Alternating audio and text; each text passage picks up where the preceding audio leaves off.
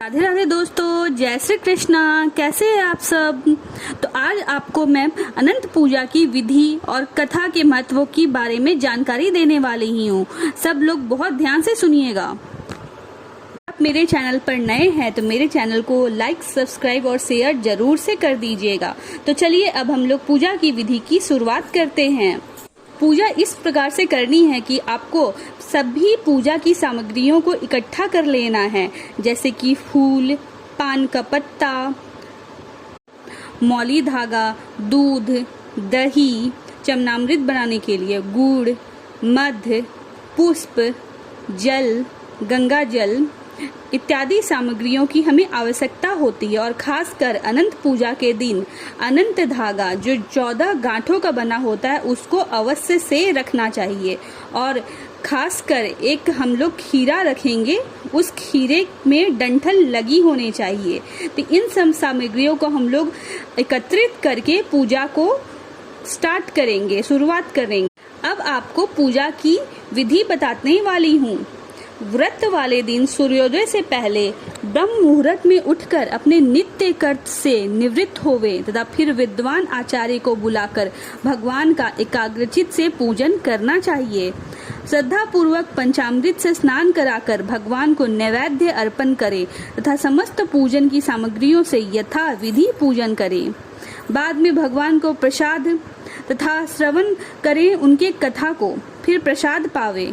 व्रत के दिन जागरण करना अनिवार्य है। इस प्रकार नियम पूर्वक व्रत तथा पूजन करने से सर्व सुख, आरोग्यता, समृद्धि, वंश, धन धान्य, संतान, वैभव तथा विजय की प्राप्ति होती है। अंत में सायुज्य, मोक्ष प्राप्त होता है। अपने हाथों में अक्षत और फूल लेकर की कथा की शुरुआत करते हैं। कथा इस प्रकार से है। श्री सूत जी बोले, नैमिषारण्य में पूरे समय में गंगा तट पर महाराज युधिष्ठिर ने जरासंध के वंश के लिए राजसूय यज्ञ किया। राजा युधिष्ठिर ने श्री कृष्ण, भीमसेन और अर्जुन के साथ यज्ञशाला में जो अनेकों प्रकार के रत्नों से शोभित मोती के समान कांति वाली इंद्र सभा के सदृश से शोभायमान हो रही थी, उसमें यज्ञ के निमित्त सभी राजाओं को बुलाया। उसी समय गांधारी का पुत्र दुर्योधन उस यज्ञशाला में आया। दुर्योधन वहां सूखे आंगन को जल से भरा देख वस्त्रों को उठाकर धीरे धीरे चलने लगा। उसे देख द्रौपदी आदि स्त्रियां हंसी और आगे जल के स्थान को सूखा समझकर दुर्योधन चलते हुए जल में गिर गया। उस समय संपूर्ण तपस्वी राजा तथा द्रौपदी आदि स्त्रियों ने दुर्योधन का उपहास किया। यह देख दुर्योधन अत्यंत क्रोधित हो अपने मामा के साथ हस्तिनापुर को चला गया। उस समय शकुनी ने दुर्योधन से मधुर वचन कहा, हे राजन, आप अपने क्रोध को अपने कार्य के लिए छोड़ दें, क्योंकि जुआ खेलने से आप सारे राज्य को पा सकते हैं। हे राजेंद्र, यज्ञ मंडप को चलने के लिए उठिए। ऐसा ही हो कहकर दुर्योधन यज्ञ मंडप में आए। इतने में सभी राजा यज्ञ समाप्त कर अपने अपने देश को चले गए। उसके पश्चात राजा दुर्योधन ने हस्तिनापुर में आकर युधिष्ठिर, भीम, अर्जुन आदि पांडु पुत्रों को बुलाकर जुआ खेलना आरंभ किया। कपट से उनके राज्य को स्वयं हड़प लिया और निरपराधी पांडवों को जीतकर वन में भेज दिया। अब पांडव वन वन घूमने लगे। यह समाचार सुनकर भगवान श्री कृष्ण पांडवों को देखने की इच्छा कर उनके पास वन में पहुँचे। श्री सूत जी बोले, हे ऋषियों, वन में रहने पर दुख से दुर्बल पांडव जगदीश्वर कृष्ण को देख उन्हें प्रणाम करने लगे। युधिष्ठिर बोले, हे जगदीश्वर, परिवार सहित मैं बहुत दुखी हूँ। इस दुख के सागर से मुक्ति का उपाय बतलाइए। हे भगवान, किस देवता की पूजा से हम अपना राज्य प्राप्त कर सकें और किस व्रत को करूं जिससे आपके प्रसाद से मेरा हित हो। श्री कृष्ण जी बोले, हे युधिष्ठिर, श्री अनंत भगवान का पूजन, व्रत पुरुषों तथा स्त्रियों को करना चाहिए। सभी मनोरथों को पूर्ण होने से सब पाप नाश हो जाते हैं। तब युधिष्ठिर बोले, श्री कृष्ण जी, आपके कहे हुए ये अनंत कौन है? क्या शेषनाग है? क्या तक्षक सर्प हैं? अथवा परमात्मा को अनंत कहते हैं? हे केशव, यह अनंत कौन है? कृपया कर हमें यथार्थ कहिए। श्री कृष्ण जी बोले, हे युधिष्ठिर, अनंत रूप मेरा ही है। सूर्यादि ग्रह और यह आत्मा जो कहे जाते हैं, और पल, विपुल, रात, दिन, पक्ष, मास, ऋतु, वर्ष, युग, यह सब काल कहे जाते हैं। जो काल कहे जाते हैं वही अनंत कहा जाता है। मैं वही कृष्ण हूँ जो पृथ्वी का भार उतारने के लिए अवतार धारण किया हूँ और दुष्टों का नाश तथा साधुओं की रक्षा करने को वासुदेव के वंश में उत्पन्न हुआ हूँ। आदि, मध्य, अंत, कृष्ण, विष्णु, हरि, शिव, वैकुंठ, सूर्य, चंद्र और सर्वव्यापी ईश्वर तथा सृष्टि जो नाश करने वाले विश्व रूप महाकाल इत्यादि रूपों को मैंने अर्जुन के ज्ञान के लिए दिखलाया था। योगियों के ध्यान करने योग्य और संसार रूप अनंत जिसमें 14 इंद्र हैं, अष्टावसु, 12 सूर्य, 11 रुद्र और नारद, 7 ऋषि तथा समुद्र, विंध्याचल आदि पर्वत, गंगा आदि नदी तथा वृक्ष और नक्षत्र एवं 10 दिशा, भूमि, पाताल, भूलोक, भू इत्यादि लोक हैं। हे युधिष्ठिर, यह सब मैं ही हूँ, इसमें कोई संदेह नहीं है।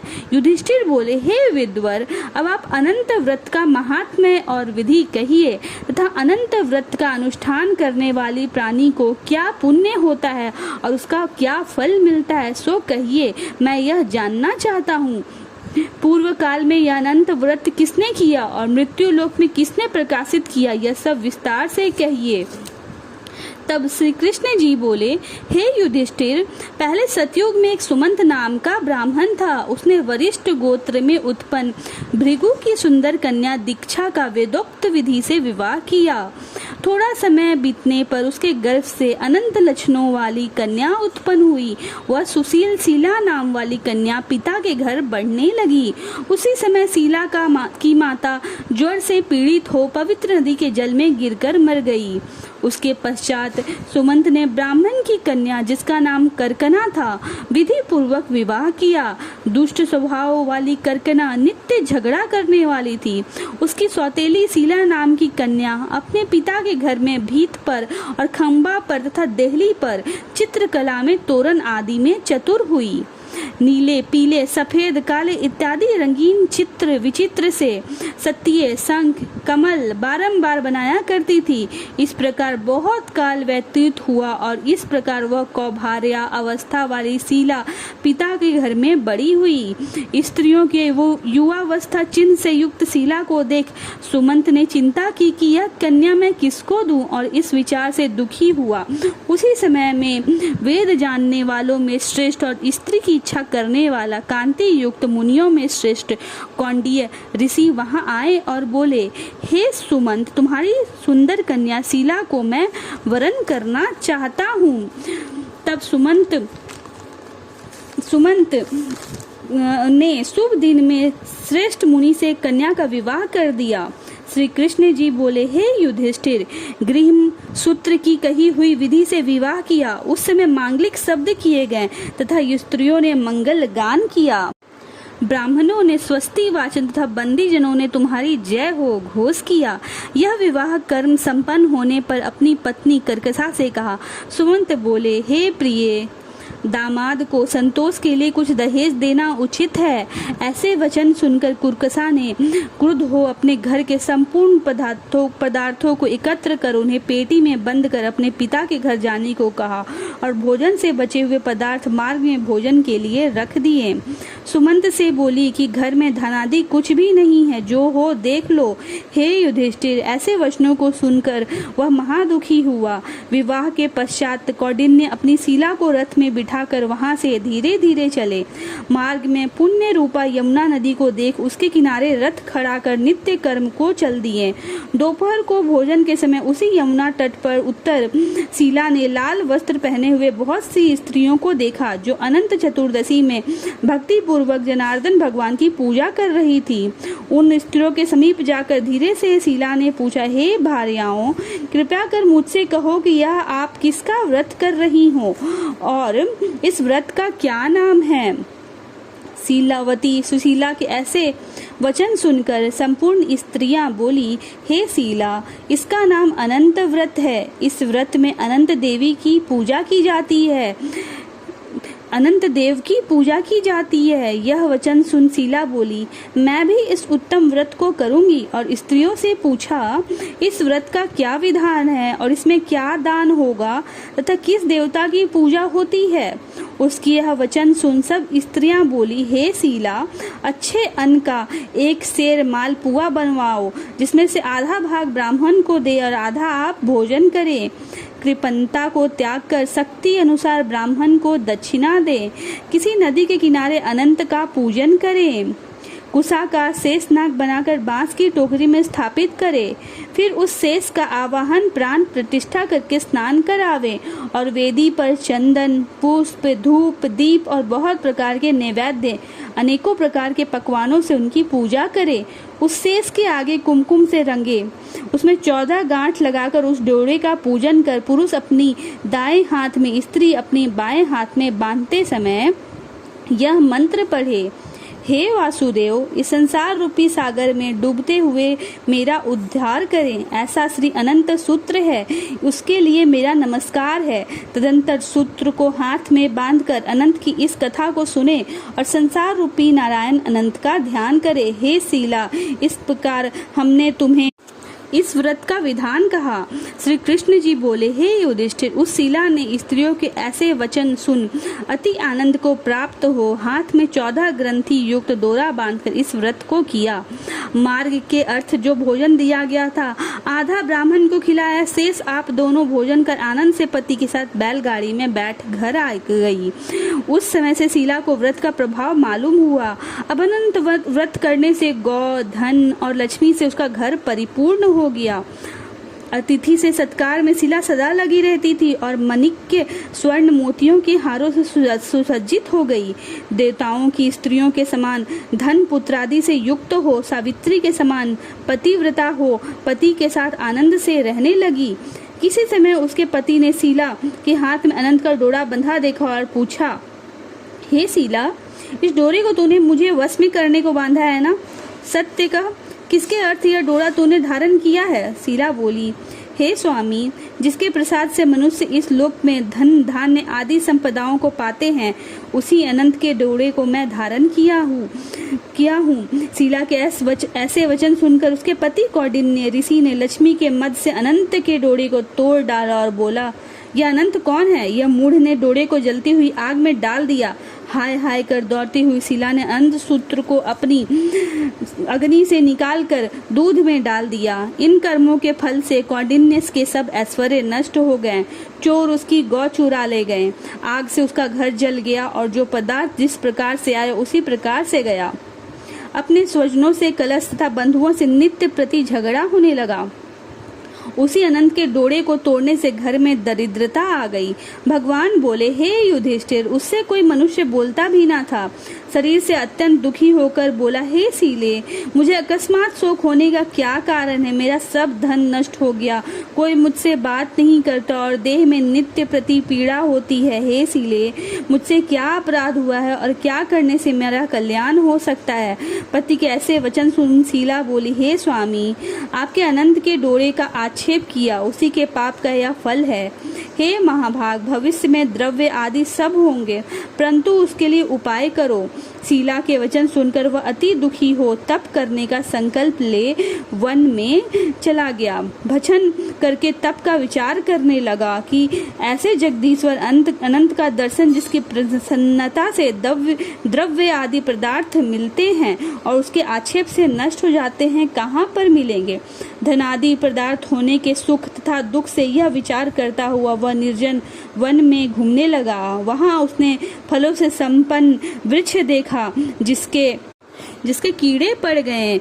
यह देख कौंडिन्य ने वृक्ष से पूछा, तूने किसी स्थान में अनंत देव को देखा है? हे सज्जन, देखा तो मुझे बताओ, क्योंकि उन्हें ना देखने से मेरा चित्त में बड़ा दुख हो रहा है। यह सुन वृक्ष ने कहा, हे कौंडिन्य, मैंने अनंत को कहीं नहीं देखा। ऐसे उत्तर को सुनकर कौंडिन्य ऋषि महादुखी होकर आगे को चला। श्री कृष्ण जी बोले, हे युधिष्ठिर, अनंत के दर्शन की लालसा करते हुए ऋषि ने वन में इधर उधर घूमती हुई बछड़ों सहित गौ को देखकर उसने गाय से पूछा, हे धेनु, तूने अनंत को देखा हो तो बता। यह सुन गाय ने कहा, हे द्विज, मैंने अनंत को नहीं जानती हूँ। आगे चलकर एक बैल को देखा। ऋषि ने उससे भी पूछा, हे गौस्वामिनी, तूने अनंत को देखा है? बैल बोला, मैंने अनंत को नहीं देखा है। तब कौंडिन्य ऋषि ने आगे चलकर 2 पुष्करनियों को देखा, जिनके कल्लोल से परस्पर लहरें मिल रही थी और कमल कुमुदनी बहुत प्रकार से शोभा दे रही है, तथा भ्रमर, हंस, चकवा तथा सारस, बगुला जाति के पक्षी क्रीड़ा कर रहे हैं। उस कौंडिन्य ने पुष्करनियों से ये पूछा, तुम दोनों ने अनंत को देखा है? यह सुन पुष्करनियों ने उत्तर दिया, हे द्विज, हमने अनंत को नहीं देखा। आगे चल उसने गधा तथा हाथी को देखकर उनसे पूछा, तुमने अनंत को देखा है? उनसे भी संतोषजनक उत्तर ना मिलने पर उसकी आशा नष्ट हो जाने से वह वन में बैठ गया। हे युधिष्ठिर, कौंडिन्य जीवन की आशा छोड़कर विहल हो बहुत गर्म सांस छोड़ता हुआ पृथ्वी पर गिर पड़ा। थोड़े समय में सावधान होने पर, हे अनंत, ऐसा कहते हुए कौंडिन्य ने उठकर संकल्प किया कि प्राणों को छोड़ दूंगा। हे युधिष्ठिर, वृक्ष पर मरने के लिए फांसी डाली ही थी, तभी अनंत जी प्रत्यक्ष होकर आ गए। ब्राह्मण का रूप धारण किया अनंत ने कहा, हे द्विज, इधर आओ, और उसका दाहिना हाथ पकड़कर पर्वत की गुफा में चले गए। वहां सुंदर स्त्री पुरुषों युक्त उस ऋषि को अपनी पूरी को दिखाया। वहां पर एक दिव्य सिंहासन पर बैठ और शंख, चक्र, गदा, पद्म और गरुड़ सहित विश्व रूप अपनी विभूतियों के वेदों से अधिक तेज और कौस्तुभ मणि सहित वनमाला धारण किए हुए थे। उन देवताओं के देव जो किसी से ना पराजित होने वाले हैं, उन विश्व रूप को कौंडिन्य ऋषि देखकर उनकी स्तुति करने लगे। हे पुंडरीकाक्ष, मैं पापी हूँ, पाप कर्म करने वाला पापात्मा हूँ, मैं पाप से उत्पन्न हूँ। आप मेरी रक्षा करें और मेरे पापों को हरे। हे जगदीश, आज मेरा जीवन तथा जन्म दोनों धन्य हैं। तुम्हारे चरण कमलों पर मेरा मस्तक भ्रमर के समान स्पर्श कर रहा है। कौंडिन्य ऋषि के वचन सुनकर अनंत देव मधुर वाणी से बोले, हे कौंडिन्य, तुम निर्भय होकर अपने मन की बात मुझसे कहो। तब कौंडिन्य बोले, मैंने अपनी संपत्ति घमंड में आकर अनंत का डोरा तोड़कर उसकी निंदा की, जिससे मेरी सब संपदा नष्ट हो गई। स्वजनों से नित्य झगड़ा होता है और मुझसे कोई बात भी नहीं करता। महादुखी होकर तुम्हारे दर्शनों के लिए आया हूँ। अनंत ने दयावश कृपा पूर्वक अपना दर्शन किया। मैंने जो पाप किया है, कृपया उसकी शांति का उपाय मुझे बतलाएं। श्री कृष्ण जी बोले, हे युधिष्ठिर, भक्ति से संतुष्ट होकर अनंत देव क्या ना देवे। अनंत भगवान बोले, हे कौंडिन्य, विलंब मत कर, अपने घर को जा और 14 वर्ष तक भक्ति पूर्वक अनंत व्रत कर। तू सब पापों से छूटकर सिद्धि को प्राप्त करेगा। तेरे पुत्र पौत्र होंगे तथा और सुखों का उपभोग करेगा। अंत समय में मेरा स्मरण होगा और पीछे निसंदेह अमर पद को प्राप्त होगा। संपूर्ण लोगों के उपचार के लिए मैं तुमको और भी वर देता हूँ। शिलाकृत व्रत की श्रेष्ठ कथा पढ़ने वाला और शिला के समान इस अनंत का व्रत करने वाला इस व्रत के प्रभाव से जल्दी ही सब पापों से छूटकर परम गति को पावेगा। हे कौंडिन्य, तू जिस मार्ग से यहाँ आया है उसी मार्ग से अपने घर को जा।